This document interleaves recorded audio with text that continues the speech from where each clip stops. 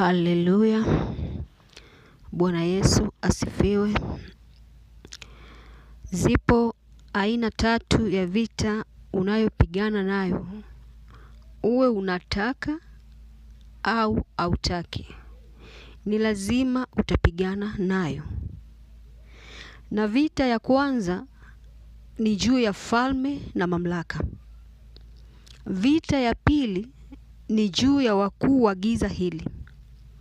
Na vita ya tatu ni juu ya majeshi ya pepo wabaya katika ulimwengu wa roho, si katika ulimwengu wa mwili, katika ulimwengu wa roho. Ukishinda rohoni, umeshinda mwilini.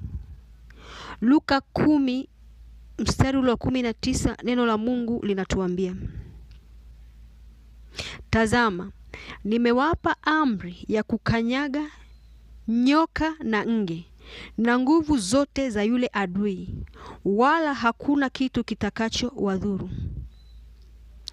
Si kila mtu mwenye hii amri ya kukanyaga nyoka na nge, si kila mtu mwenye hiyo mamlaka, si kila mtu anaweza kupigana na falme na mamlaka, wakuu wa giza na majeshi ya pepo wabaya katika ulimwengu wa roho. Lazima uvae silaha zote za Mungu.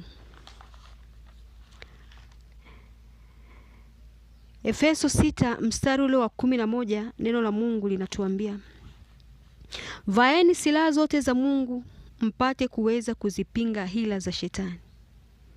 Kwa maana kushindana kwetu sisi si juu ya damu na nyama. Silaha za Mungu unapaswa kuvaa. Na hizi silaha za Mungu ni zipi?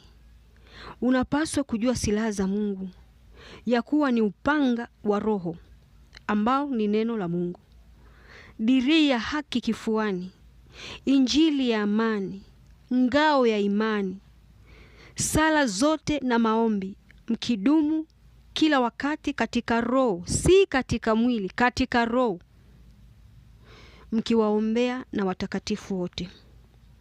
Kwa silaha hizi mtaweza kuizima mishale ya moto ya yule mwovu. Mungu akusaidie kuelewa hili katika jina la Yesu Kristo wa Nazareti aliye hai. Amen.